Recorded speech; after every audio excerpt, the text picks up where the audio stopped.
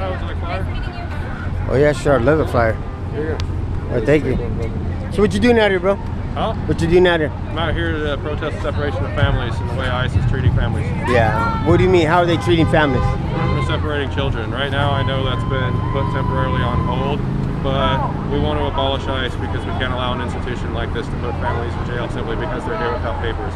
There's all sorts of people out here who are just working people who are trying to get by, and it's insane that we're trying to impress these people and put them away simply because they're here without papers, even though they're working people who have jobs, who have families, who live like everybody else, who aren't criminals, but they're tried just because they were here without papers. Okay. I think that's wrong. Okay, they're here without papers, right? But if they're here without papers, they automatically broke the law coming into the country. What's our country without a set of rules and laws that govern us? What makes America different than Mexico if it's not the rule of law? If we allow one act of lawlessness to happen, where do we stop it? We know there's a lot of corruption within Washington, right? You could agree with me on that. We can't scapegoat immigrants for the economic problems we have in the United States. Yeah. Persecuting Jews, persecuting homophobes, persecuting homosexuals was legal in Germany. Yeah. All the things the Nazis did were illegal in German law. And they all talked about upholding rule of law, making sure we don't end up like the United States. Look what they did in Germany. Yeah. Out of breath because it's really hot out. But we can't allow it to happen in the United States. Yeah. We have to stand up and prevent scapegoating of a group of people just because they're disadvantaged because they're here without papers. Okay. We can't allow these stereotypes. We can't label these things, and we can't act like this is the rule of law. Okay. When this is immoral, then we're ignoring the real problems that are causing the problems in this country. Okay, let me ask you a question real quick. Where do rights come from? Rights come from God, man. They come from God. Okay, you know that. That's a good answer. I'm very happy that you know that. Hand us these things, dude. Yeah, we gotta fight for them. That's what we're doing. I'm very freaking happy, and I respect that, and I love you for that. Yeah, you should. Okay. If all these people are coming to America, they're willing to sacrifice a lot to come here, wouldn't you think the American way of life would have spread it throughout the world? How come instead of fleeing the countries that they came from, how come they don't adopt American values, American, what they're coming to, how come they don't adopt that in their own land? America's run by capitalists, and capitalists go to other countries to exploit them, Yeah. to keep them down, so that we can get cheap labor, cheap resources out of those countries. And the best way to keep that happening is by making them poor. I've heard the that American way of life can't happen for them, and quite frankly, the American way of life isn't that good to begin with. Because when we think about the American way of life, we think about upper middle class people. Upper middle class people aren't the entirety of this country, man. Yeah. There are hundreds of millions of poor working people who don't live at all like the American way of life. Yeah. They live like third worlders because that's what America does to the working class. Yeah. America keeps the working class down. So when we think about the American way of life, there is no American way of life. There's the upper, the middle, and the lower. Okay, let me ask you a question. What keeps the middle class down, or what keeps the people down? What keeps the people down? What is it? Capitalism. There's capitalism. Is it capitalism or taxation? Can I talk about capitalism first? Because I know there's a lot of misconceptions about what I say when I mean capitalism. Yeah. Capitalism is a system of ownership, where there's a handful of people who own machinery, right? They own land, they own machinery, they own factories, they own resources, and they hire the rest of us to go work for them. Yeah.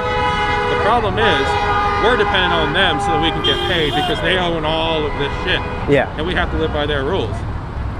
That's exploitation, because then they can dictate to us what our wages are like. Well, that's socialism, though. That's not capitalism. That's not socialist. That's socialism. Okay, you don't understand what socialism is. Socialism is worker ownership. It means the workers in a given place own that place. There is the no boss. state owns that, right? Or the people? Excuse me? The state or the people own that? The workers own the places they're at, and they work. Venezuela is a socialist country where the people own them, and people are eating zoo animals, and they're leaving there in droves. That's because there's a middle class in Venezuela that hasn't been gotten rid of yet.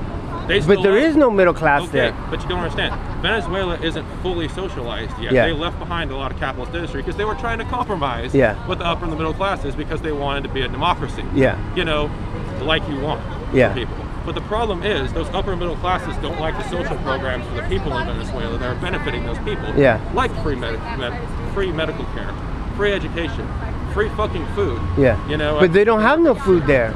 Yeah. They're eating they're eating zoo animals and dogs and cats. Hear me out. Yeah. Okay. Those dudes. Can you grab that? I'm trying to find it. Those dudes who own those companies still, right? But it's the state, not companies. A lot of them own a lot of the agriculture. The government. The government does that. They own the refineries that refine the stuff that the government agricultural things make. They're hoarding the food, or they outright refuse to process it. Okay, and that's causing shortages. Now, here's how the Venezuelan people who live in communes, right, with socialist enterprises that you don't like so much. Yeah.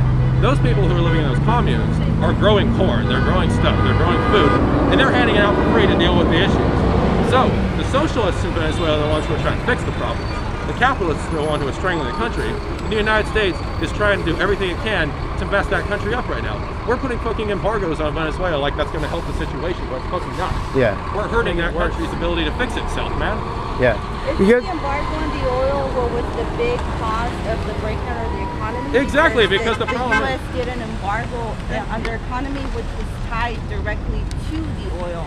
Yes. So once we're like, don't buy from them, everybody don't like them, that's when everybody stopped buying from them, and it ruined the economy. So the capitalistic model went and messed with their economy, which was really good. But now we're like, oh, we don't like that, and then we made it go real bad. Their economy was based on the price of a barrel of oil, right? Okay. And No, as they're the Here's why they were based on oil, okay? yeah, their Back when economy they was were a based on a barrel of They're not oil. communist. No, they're socialist. Listen. Back when they were a capitalist state, like entirely, right?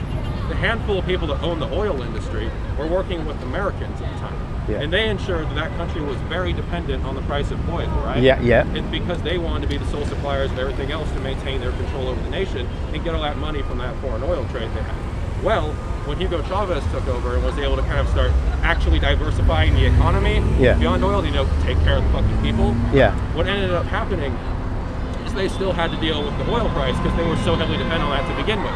You can't just magically get rid of your only economic thing and expect a transition.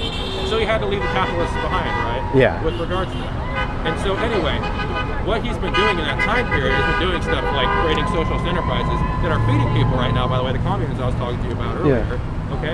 And when he was trying to do that, and the more he diversified the economy, the more he made the people freer from being dependent on foreign oil production that the Americans were funding and the capitalists their own. The capitalists got pissed and launched this mess in Venezuela. The United States was like, well, we can't have Venezuela break that oil supply, so let's just enter the oil market, embargo them, fuck up their economy until they come back and sell us more cheap oil. That's exactly what's happening right now. We're trying to break their nation so that they become a colony again, and they continue supplying the United States with cheap oil. Would you say that there's two Americas or one? Yeah, I'd say there's poor America and there's rich America. And poor America looks nothing like rich America. Rich America thinks it's the standard of living, but it's fucking not. Yeah. And then the press is poor America. The press? Oppresses. Oh, presses. Oh, the presses. I mean, you could say being poor is really emotionally disturbing. Yeah. All right, brother, man. Thanks for the talk, dude. I appreciate it. You can say anything you want. You have a nice day. All right, take it easy. Okay.